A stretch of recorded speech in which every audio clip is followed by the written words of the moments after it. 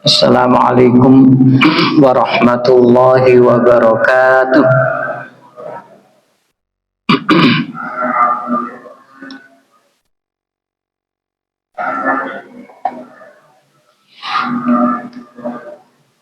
Alhamdulillah alladzi an'amana bil Islam wa hiya a'dhamul ni'am. Asyhadu an la ilaha illallah wahdahu la syarikalah wa asyhadu anna Muhammadan abduhu wa rasuluh. Allahumma salli wa sallim wa barik ala nabiyyina Rasulillah Muhammad ibn Abdullah wa ala alihi wa ashabihi wa azwajihi wa dzurriyyatihi wa man salaka tariqahu bidinihi ila yaumil qiyamah. Qala Allah Ta'ala a'udzu billahi minasy syaithanir rajim. Bismillahirrahmanirrahim. Ya ayyuhalladzina amanu taqullaha haqqa tuqatih wa la tamutunna illa wa antum muslimun. Shadaqallahul azim. Bapak Ibu sekalian, kita melanjutkan kajian kita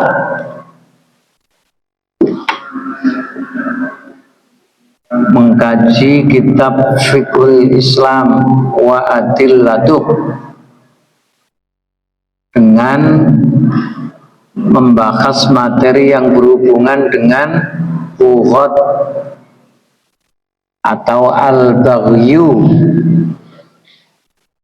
yang artinya kalau diartikan dalam bahasa Indonesia itu disebut dengan pemberontakan.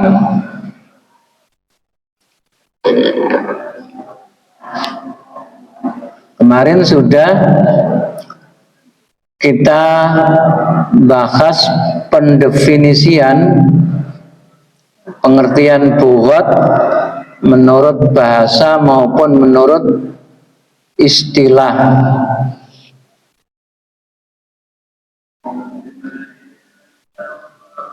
Yang menurut istilah bughat diartikan al-imtina min ta'atin atau al-imtina min ta'ati man tasbutu imamatuhu fi ghairi maksiatin bimughalabatin.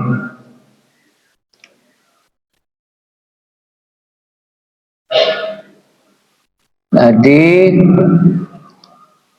pemberontakan atau al-baghyu atau al-bughat itu diartikan orang yang melakukan, kalau dalam bahasa Indonesia, pembangkangan terhadap ketaatan kepada pemimpin yang sudah ditetapkan. Artinya pemimpin yang sudah memiliki legitimasi, memiliki dasar legalitas. Dan pemimpin itu bukan pemimpin yang maksiat, bukan pemimpin yang memberikan perintah untuk durhaka kepada Allah. Yang dalam pandangan hukum Islam, perbuatan bughat atau al-baghyu dikategorikan sebagai perbuatan yang diharamkan.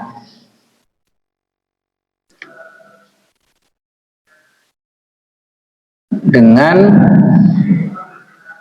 dasar-dasar Al-Quran maupun hadis dari Rasulullah. Mungkin salah satu yang perlu kita jadikan pengingat itu adalah man hamala alaina silaha falaisa minna. Barang siapa yang membawa senjata untuk menghadapi kami Rasulullah dan umat Islam, falaisa minna, maka ia bukanlah termasuk golongan dari kami. Ini kemarin sudah kita bahas. Saya ulang supaya bisa diingat dengan rinci kriteria-kriteria atau ciri-ciri perbuatan yang dikategorikan bughat. Jadi jenengan supaya bisa mengidentifikasi perbuatan yang dikatakan bughat itu tanda-tanda yang bisa digunakan untuk mendeteksi itu apa saja. Kata Syekh Wahbah Zuhaili diterangkan dalam bukunya itu, yang pertama pelaku bughat itu adalah dari golongan orang Islam sendiri. Jadi yang tidak taat kepada pimpinan itu dari golongan Islam sendiri, bukan dari golongan non-muslim. Kalau ada golongan non-muslim tidak taat kepada pemerintahan Islam, itu tidak dimasukkan dalam perbuatan bughat, tidak dikategorikan pemberontakan.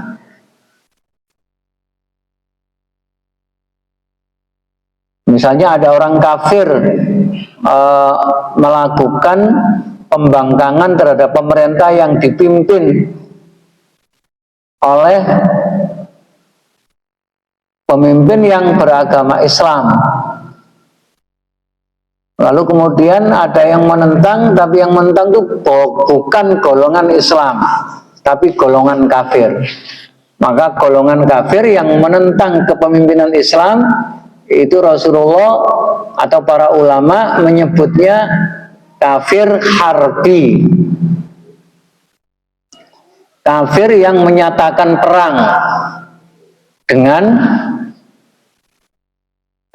pemerintahan Islam. Nah, kalau kafir yang melakukan gerakan pembangkangan itu tidak dikatakan bughat.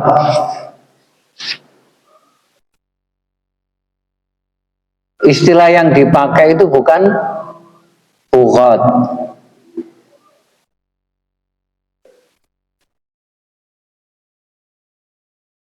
Dan perbuatan yang disebut dengan bughat itu dilakukan oleh sekelompok orang yang dalam bahasa dalam bahasa keagamaan dinamakan sekelompok orang atau dikerjakan satu jamaah, bukan dilakukan oleh perseorangan, bukan dilakukan oleh perseorangan. Dan saya kira tidak ada perseorangan berani melakukan pembangkangan kepada pemerintah yang sah dengan menghadap mu'aradhah, dengan mengambil tindakan secara berhadapan-hadapan hanya seorang diri. Nah, itu tidak mungkin. Kalau hanya seorang diri itu bukan perbuatan bughat. Baru dikatakan bughat kalau perbuatan itu dikerjakan secara berjamaah.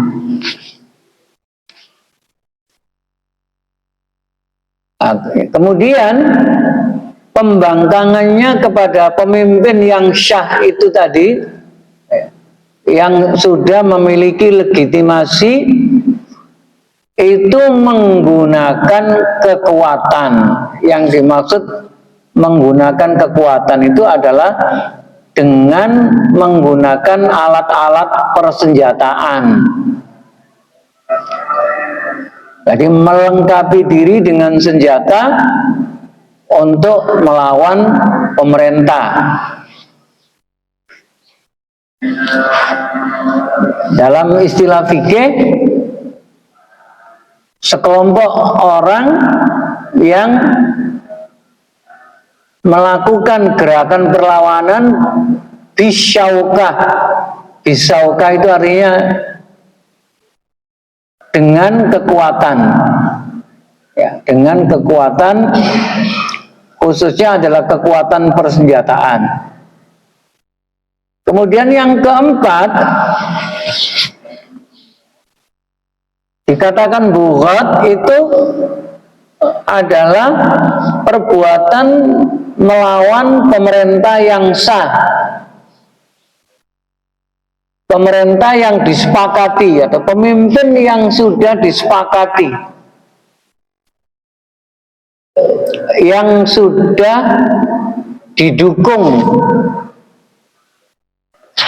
Kalau dalam istilah demokrasi itu sudah mendapatkan dukungan mayoritas. Kalau melalui prosedur ya sudah disahkan oleh KPU, lalu dilantik. Ya, kalau yang dilawan itu pemerintahan yang sah, maka itu dikatakan perbuatan bughat. Dan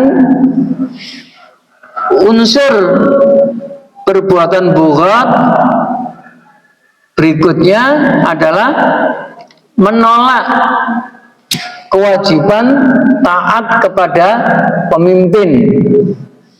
Padahal dalam ajaran Islam, taat kepada pemimpin itu sangat tegas perintahnya. Baik dalam Al-Quran maupun dalam hadis.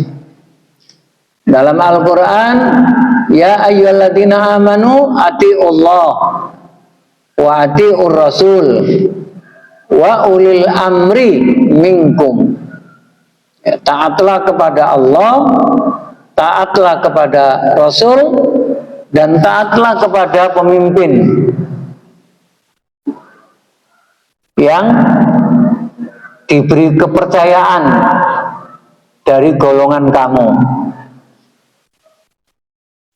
Kepada pemimpin itu orang Islam oleh Rasulullah diwajibkan as-sam'u wa ta'atu.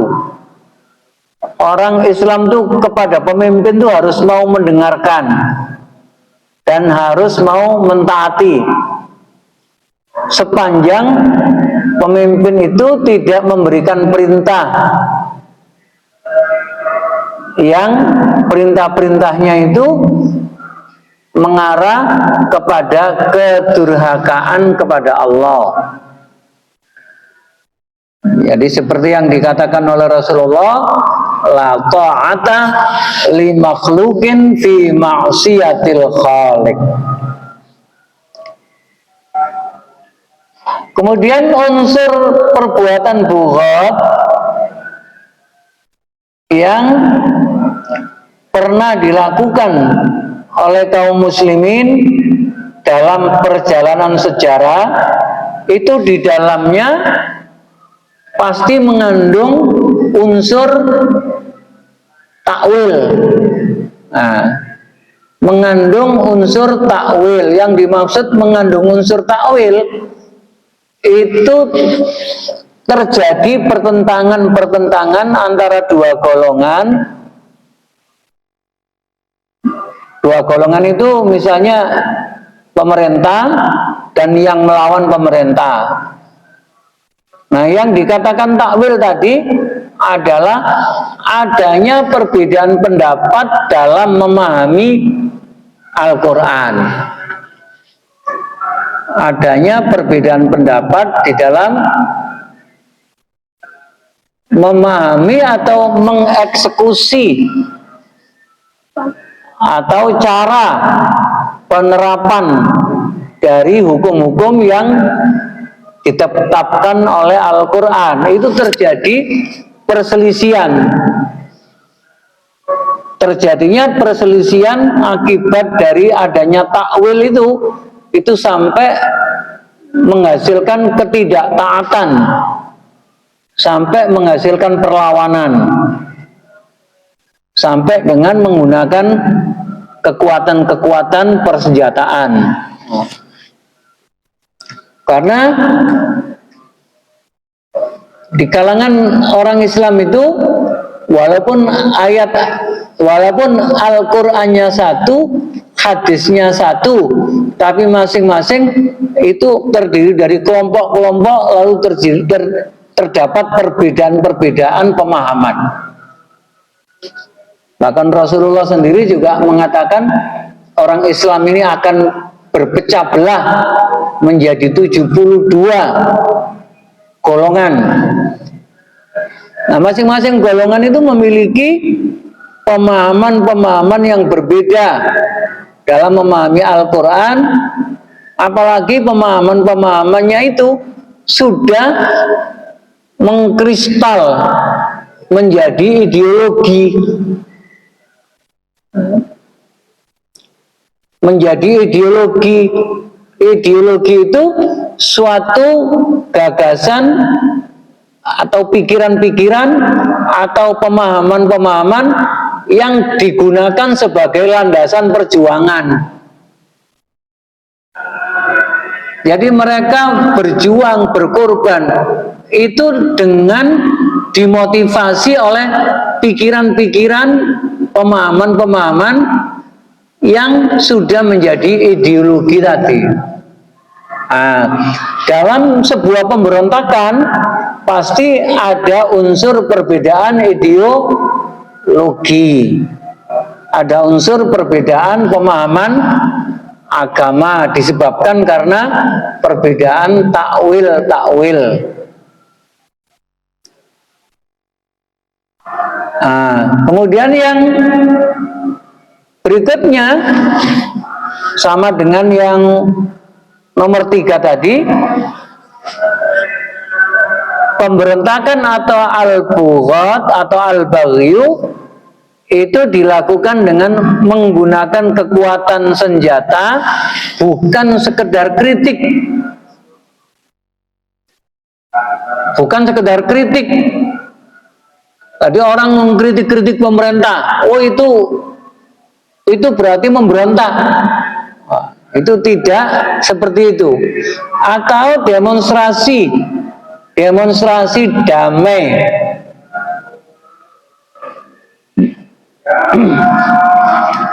Tertib damai.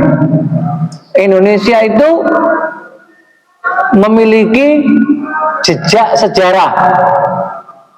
Adanya sebuah pertemuan umat Islam se-Indonesia, jutaan orang datang ke satu titik untuk menyampaikan pikiran-pikiran dan kritik kepada pemerintah, tapi dengan tertib. Tidak ada kerusakan-kerusakan, bahkan jutaan orang berkumpul itu tidak meninggalkan sampah dan kotoran. Setelah selesai, itu kondisi normal, bersih seperti semula. Itu kira-kira kapan terjadi? Peristiwa apa itu? Peristiwa berapa itu? 11-12. Peristiwa 11-12. Betul? Ya, lupa saya apa sebutannya itu. Gimana? 212. Oh, 212. 212 itu maknanya apa itu, Pak? Yang 2 itu apa itu? Bulan Februari. Oh, tanggal 2. Yang 12 tahun. Tahun apa bulan? Non? Bulan. Nah, itu contoh bukti sebuah pertemuan untuk menyampaikan pikiran-pikiran yang menjadi masukan kepada pemerintah. Kalau bisa dikatakan demonstrasi, ya boleh dikatakan demonstrasi, tapi demonstrasi yang damai. Nah, yang kegiatan yang seperti itu tidak bisa dikatakan perbuatan bughad, tidak bisa dikatakan perbuatan al-baghyu atau pemberontakan. Jadi ada 7 kriteria yang disebutkan di dalam kitab Al-Fiqhul Islami wa Adillatu yang ditulis oleh Syekh Wahbah Zuhaili itu.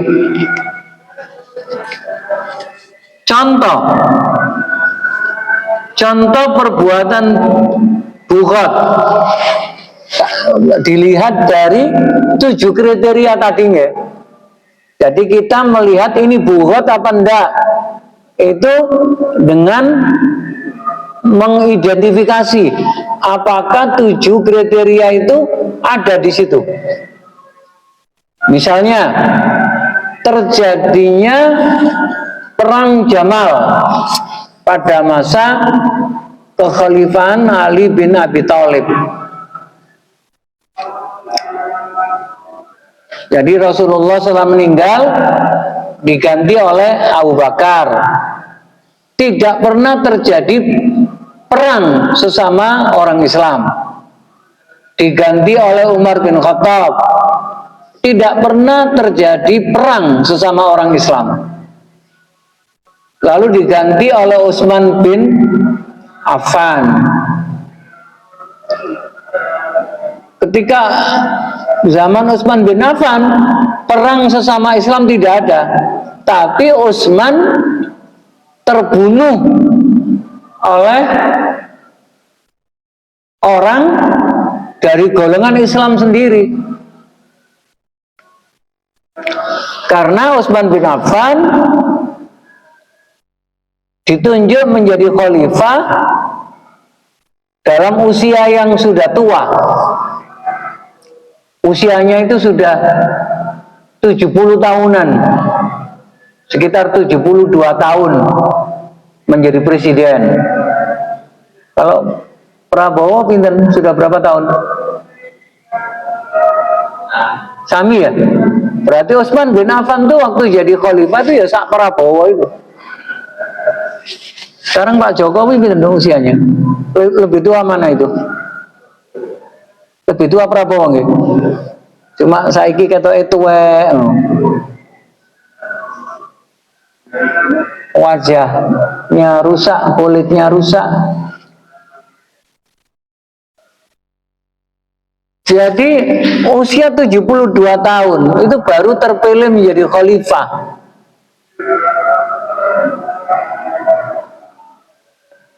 Karena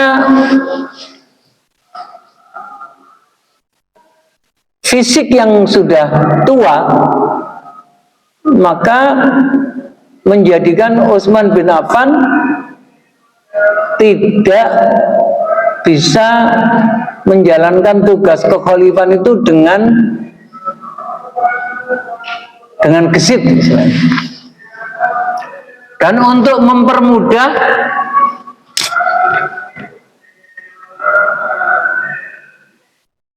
kontrol pemerintahannya, maka beliau menunjuk gubernur-gubernur itu diambili dari keluarga-keluarganya sendiri. Utsman bin Affan itu termasuk sahabat Rasulullah yang nasabnya itu masuk dalam kelompok Bani Abdisyam. Itu berbeda dengan Rasulullah. Rasulullah itu Bani Hasim. Ali bin Abi Thalib itu Bani Hasim. Tapi kalau Utsman bin Affan itu Bani Abdisyam. Sudah saya terangkan ya, kalau Bani Hasim itu sejak awal banyak yang mendukung Rasulullah dalam dakwah. Tapi kalau Bani Abdisyam itu banyak yang menentang dakwanya Rasulullah.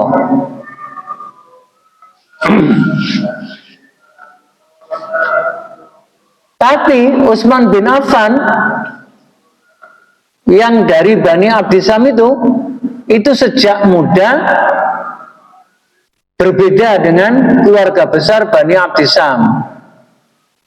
Beliau karena diajak oleh Abu Bakar itu masuk dalam ajaran Islam ketika masih muda.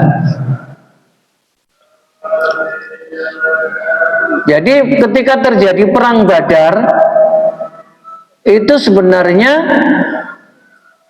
kalau diteropong gitu, itu seolah-olah perang itu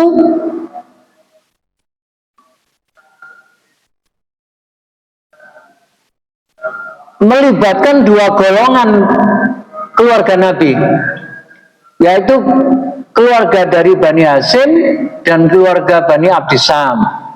Itu kalau diteropong gitu ya, oh tiba sing perang iki sak keluarga tiba. Satu keluarga ini keluarga Bani Hasim, lalu satu keluarga ini keluarga Abdisyam. Nah, sing liya-liyane wong Arab liya-liyane itu bagian supporter saja, bagian penggembira saja. Nah, provokatornya atau tokoh-tokoh yang terlibat di situ itu sebenarnya intinya ada pada keluarga Bani Hasim dan Bani Abdisyam. Pada masa-masa awal pendukung Rasulullah adalah Bani Hasim. Keluarga Bani Abdisyam itu ya masuk Islamnya ya seperti yang diterangkan dalam surat Idza jaa nasrullahi wal fath wa ra'aitan nasa yadkhuluna fi dinillahi afwaja. Jadi pada waktu Rasulullah sudah merebut kota Mekah lalu menguasai Ka'bah, itu baru Bani Abdisyam itu gembruduk masuk Islam, termasuk Abu Sufyan, Hindun itu ya masuk Islamnya ya setelah kota Mekah ditaklukkan oleh Rasulullah. Nah, ketika Utsman bin Affan menjadi khalifah, itu keluarga-keluarganya yang dari Abdisyam itulah yang dijadikan gubernur di daerah-daerah yang jauh itu, di Syam, Basrah, ya, itu diambilkan dari keluarga, sehingga muncul istilah KKN. Tapi ya KKN itu kan istilah di Indonesia zaman Pak Harto. Dulu zaman Pak Harto itu istilahnya apa? Ya Pak Harto sebagai presiden, lalu ada kroni-kroninya, kroni-kroni. Sekarang istilah kroni-kroni itu di zaman Jokowi itu istilahnya buzzer-buzzer. Kalau zaman Pak Harto dulu disebut kroni. Nah, ketika ditanya apa sih sebenarnya artinya kroni itu, Pak Amin Rais menjawab kroni itu begundal.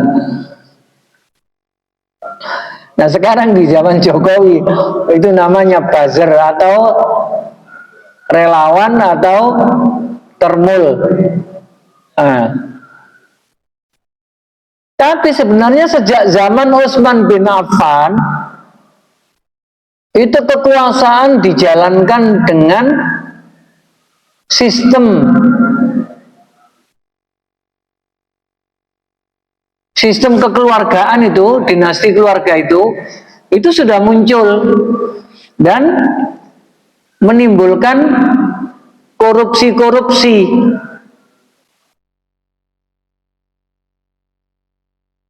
Lalu terjadi demonstrasi-demonstrasi, terutama yang demonstrasi itu orang-orang dari Mesir. Lalu terjadi terbunuhnya gubernur Mesir yang dihembus-hembuskan berita hoax, dihembus-hembuskan fitnah bahwa terbunuhnya gubernur Mesir itu atas perintah Utsman bin Affan. Disebabkan karena gubernur itu berkali-kali protes terhadap kepemimpinan Utsman bin Affan. Lalu kemudian diketemukan terbunuh. Lalu muncul fitnah pembunuhnya itu adalah Utsman bin Affan. Lalu pihak-pihak yang kecewa melakukan pembalasan, akhirnya Utsman bin Affan juga terbunuh. Dibunuh oleh orang Islam sendiri.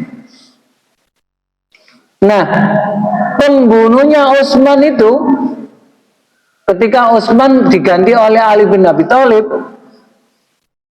banyak tuntutan kepada Ali bin Abi Thalib agar segera menangkap siapa pembunuh Utsman bin Affan ini dan harus ditegakkan qisas. Tapi pembunuh Utsman ini tidak ditangkap-tangkap. Itu yang menjadi sumber pemberontakan orang-orang Islam terhadap Ali bin Abi Thalib. Jadi orang Indonesia itu masih sabar. Coba kalau orang Indonesia itu wataknya seperti orang Islam di zaman Ali bin Abi Thalib ini, itu pasti Sylvester itu dikejar sampai kemanapun, dan kalau tidak kena ya presidennya yang dibunuh. Sebab terbunuhnya Utsman itu disebabkan karena pembunuh gubernur Mesir karena dianggap mendalangi terbunuhnya gubernur Mesir, sampai kemudian Utsman menjadi korban pembunuhan. Nah, setelah itu kemudian diganti oleh Ali bin Abi Thalib. Itu Ali dituntut agar bisa memberlakukan hukum qisas kepada pelaku pembunuhan Utsman bin Affan. Jadi apa yang dikatakan oleh Al-Quran, ya ayyuhalladzina amanu kutiba alaikumul qisas fil qatla. Jadi apa yang dikatakan oleh Syekh Wahbah Zuhaili, di antara unsur pemberontakan itu adalah adanya unsur takwil, yaitu perbedaan pandangan dalam memahami ayat atau menerapkan ayat. Nah, yang menjadi sumber pemicu pemberontakan itu adalah golongan-golongan yang satu menuntut ayat ini diterapkan, yaitu kutiba alaikumul qisas fil qatla. Sementara itu di pihak Ali bin Abi Thalib itu dianggap lamban mengeksekusi berdasarkan ayat ini. Nah, berdasarkan kutiba alaikumul qisas fil qatla ini. Karena itu lalu muncul pemberontakan. Pemberontakannya itu dipimpin oleh Aisyah. Aisyah binti Abu Bakar, istri Rasulullah, didukung oleh Thalha bin Ubaidillah, didukung oleh Zubair bin Awam. Itu sahabat-sahabat senior. Itu kalau di Indonesia itu jenderal-jenderal semua. Jenderal-jenderal senior yang kemudian terjadi perbedaan sikap politik. Yang satu Ali bin Abi Thalib sudah disahkan menjadi khalifah, tapi teman-teman seangkatan yang senior-senior tadi itu justru melakukan perlawanan. Perlawanannya dimotivasi oleh tidak ada kepastian hukum di dalam menegakkan ayat ya ayyuhalladzina amanu kutiba alaikumul qisas fil qatla. Nah, di situ antara Ali, Aisyah, Thalha, Zubair itu sama-sama Islam. Jadi pertempuran atau terjadinya konflik, yang satu mewakili golongan pemerintah yang sah, yaitu Ali bin Abi Thalib, dan yang satu menentang pemerintah.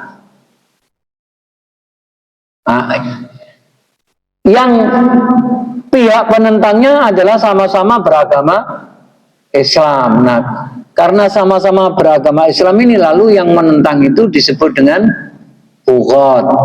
Kalau yang menentang ini tidak beragama Islam, itu oleh Syekh Wahbah Zuhaili dikatakan tidak termasuk perbuatan bughat. Jadi ada yang menentang dan ada sumber perbedaan pemahaman dalam agama yang disebut dengan takwil tadi itu. Nah. Dan terjadinya perang Jamal itu menunjukkan adanya perlawanan terhadap pemimpin yang sah. Adanya perlawanan terhadap pemimpin yang sah. Pemimpin yang sah itu adalah Ali bin Abi Thalib. Yang melakukan perlawanan adalah Aisyah bin Abu Bakar, Thalha bin Ubaidillah, dan Zubair bin Awam. Padahal Al-Quran mengatakan ya ayyuhalladzina amanu ati'ullah wa ati'ur rasul wa ulil amri minkum. Bahkan Rasulullah mengatakan man ata'al amir, siapa yang taat kepada pemimpin faqad ata'ani, maka dia berarti taat kepadaku. Wa man ata'ani faqad ata'allah, dan siapa yang taat kepadaku maka berarti taat kepada Allah. Tapi karena ada perbedaan pandangan itu, maka sesama golongan Islam menjadi berhadapan-hadapan dan dengan menggunakan kekuatan senjata. Padahal Rasulullah mengatakan man hamala alaina as-silaha falaysa minna. Ada orang Islam kok bawa memanggul senjata untuk melakukan perlawanan, itu bukan golongan kami, kata Rasulullah. Tapi dalam sejarah Islam muncul terjadi perbuatan yang muncul ini lalu oleh para ulama dikategorikan sebagai perbuatan bughat. Kalau Yang melakukan orang kafir itu berlaku seperti hadis yang dikatakan Rasulullah, umirtu an uqatilan nas, aku diperintah untuk memerangi manusia. Yang dimaksud manusia ini adalah orang kafir, kafirnya kafir harbi, bukan kafir dhimmi. Hatta yashhada alla ilaha illallah, sampai orang kafir itu berani menyatakan syahadat, asyhadu alla ilaha illallah wa anni rasulullah, berani menyatakan bahwa tidak ada Tuhan selain Allah dan menyatakan bahwa aku ini adalah utusan Allah. Faman qaluha, barang siapa yang mengucapkan asyhadu alla ilaha illallah wa anni rasulullah atau wa anna muhammadan rasulullah, faqad asama minni tima'ahum wa amwalahum. Siapa yang orang kafir yang memberikan pernyataan syahadat tauhid dan syahadat rasul, maka darahnya akan terlindungi, hartanya juga terlindungi. Artinya diharamkan mengalirkan darahnya dan diharamkan mengambil harta yang dimiliki oleh orang yang sudah menyatakan syahadat. Jadi kalau bughat, kalau terjadi peristiwa bughat antara pemerintah yang sah dengan pemberontak, karena pemberontaknya itu Islam, maka pemberontaknya itu tetap darahnya haram, hartanya juga haram. Ya. Tidak boleh dihalalkan darahnya, tidak boleh juga hartanya dihalalkan. Karena itu kalau terjadi bughat, Al-Quran menyatakan harus dicari perdamaian, sebab podo-podo Islami. Wa in ta'ifatani minal mu'minina wa in ta'ifatani minal mu'minina qatatalu fa aslihu bainahuma, carikan jalan islah di antara keduanya. Fa in baghat, baghat inilah yang kemudian istilahnya bughat atau al-baghyu. Fa in baghat, kemudian kalau ada yang baghat, yang memaksakan kehendak, fa'in baghat ihdahuma, kalau ada salah satu yang memaksakan kehendak tidak mau didamaikan, ya, fa'in baghat ihdahuma alal ukhra, kalau terjadi bughat antara salah satu atas yang lain, faqatilul lati tabghi, maka perangilah yang melakukan bughat hatta tafi'a ila amrillah, sampai yang melakukan bughat itu berhenti melakukannya dan kembali kepada perintah Allah untuk taat Allah, taat Rasul, taat pimpinan.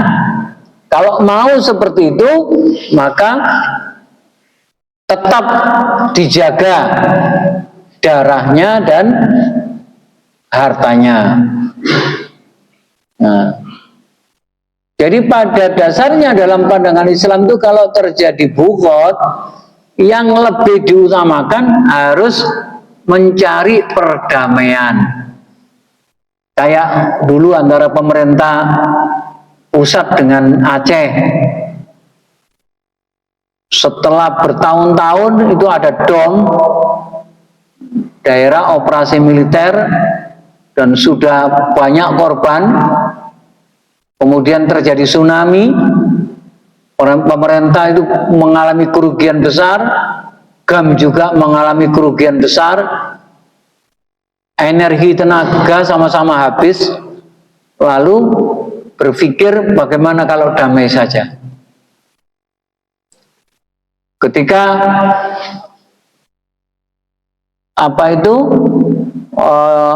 proses perdamaian itu difasilitasi, itu benar-benar sudah bisa terlaksana.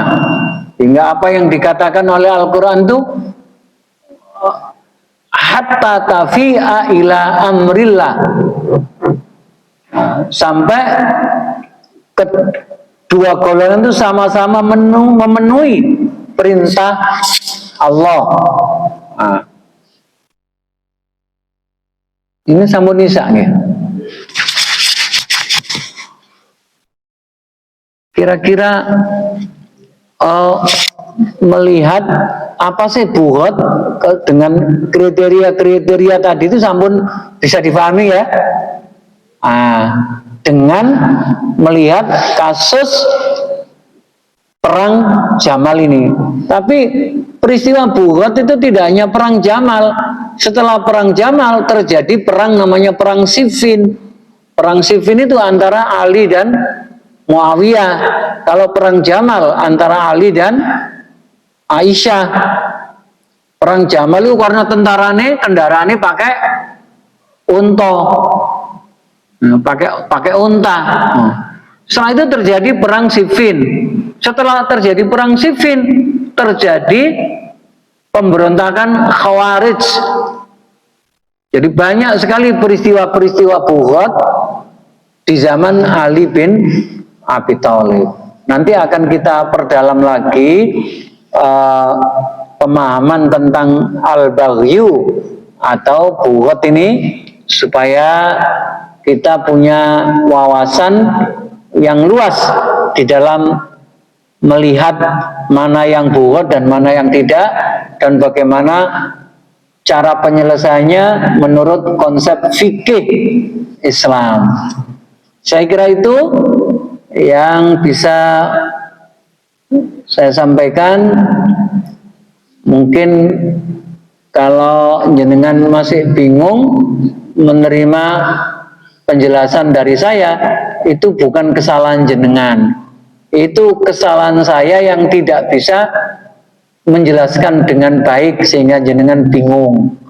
Karena itu saya mohon maaf yang sebesar-besarnya jika ada kekurangan dalam menjelaskan. Mari kita akhiri dengan membaca hamdalah.